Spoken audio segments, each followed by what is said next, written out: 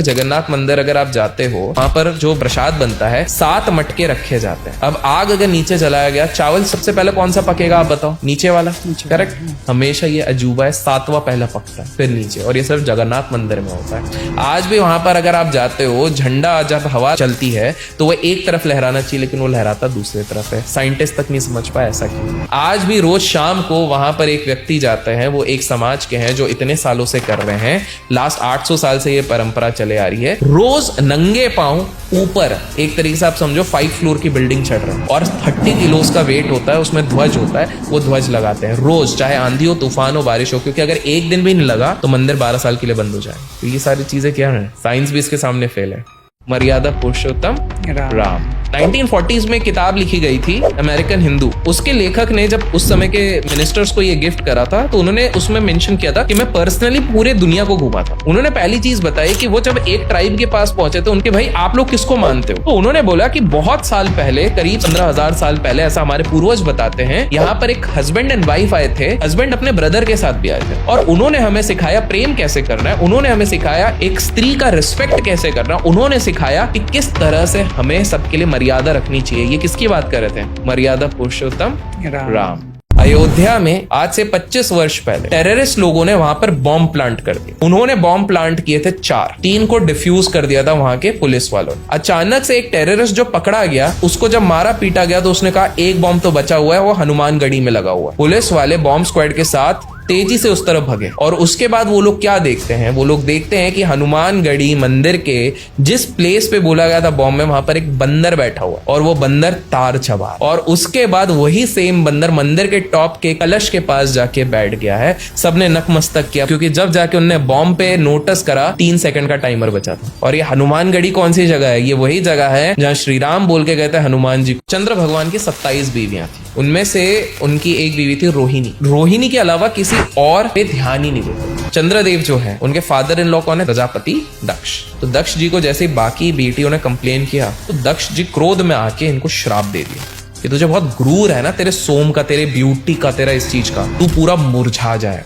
तेरे अंदर कुछ ब्यूटी नहीं रहे, तू निर्झा जाएगा, खत्म हो जाएगा। ये बड़े टेंशन में आ गए, क्योंकि वो मुरझा जा रहे थे। तो ये गए ब्रह्मा जी के पास। ब्रह्मदेव ने कहा कि भाई इस चीज से बहुत हाई लेवल का श्राप है, इससे सिर्फ एक ही जन बचा सकते हैं, महादेव। तो उन्होंने एक शिवलिंग वहां पे स्थापित करी और पूजा करने की कोशिश करी। अब शिव जी ने बोला कि देखो भाई, तुमको जो कर्स लगा है वो लगा तो बड़ा डेंजर वाला है, तो मैं पूरा एलिमिनेट तो नहीं कर सकता हूँ। तो बोले और वो 15 दिन कब खिलोगे? तुमको मैं अपने केश पे धारण करूंगा। तो आप देखो शिव जी के केश पे आपको चंद्रमा दिखते हैं। जय श्री राम बोलता है तो आप देखना हमेशा एक वॉरियर पोज बोलता है, जय श्री राम, जय श्री राम, जय श्री राम, फुल नारे लगाए, मंदिर में प्रणाम भी करेगा, और बाहर जाके तो आप जय श्री राम बोलते रहो, बट क्या आप राम जी के गुण अपने अंदर ले रहे हो? राम जी क्या धूम्रपान करते? कभी नहीं करते। तो आप ये सोचो, तो हम बोल कुछ और, दिमाग में कुछ और है, कर कुछ और। सत्युग में सब कुछ सच सोचते थे, सच बोलते थे, करप्शन नहीं। हमारे इधर सोचते हम कुछ और है, बोलते कुछ और है, करते कुछ और। सत्युग और कलयुग में यही अंतर है। गिरनार पर्वत में 10,000 स्टेप्स हैं।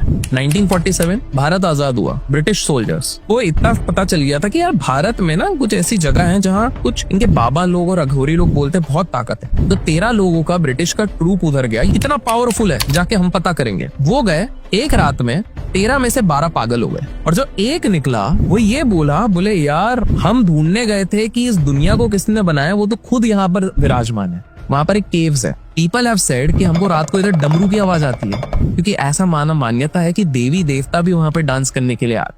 आज भी नरसिंह भगवान वहां पर साक्षात विराजमान है। जब आप आंध्र प्रदेश जाते हैं, यहाँ एक और जगह है अहोबिलम, जब आप इधर ट्रैक करके जाते हैं, तब जब ऊपर देखते हैं तो आपको एक ध्वज लहराता हुआ दिखता है। तो ये ध्वज पता है कहाँ पे लहरा रहा है? ये वही स्तंभ है जिससे नरसिंह भगवान निकले थे। वहीं पर एक मंदिर है जहाँ नरसिंह भगवान की एक बहुत ही मिस्टिकल चीज होती है। आप मंदिर जा सकते हैं, प्रभु के दर्शन साल में सिर्फ एक बार होते हैं। क्यों? क्योंकि नरसिंह भगवान का तेज इतना है, एनर्जी इतनी है कि आम इंसान उसको सह नहीं पाएगा। इसी मंदिर में पंडित लोगों ने खुद ने किया है, वो मूर्ति टफ नहीं है, बहुत फीबल है। उसको जब आप टच करते हो तो आपकी उंगली भी अंदर जाती है, और थोड़ी उंगली अंदर चले जाती है तो रेड कलर का फ्लूइड निकलता है, ऐसा माना जाता है। आज भी नरसिंह भगवान वहां पर साक्षात विराजमान है। गिरनार पर्वत में 10,000 स्टेप्स हैं।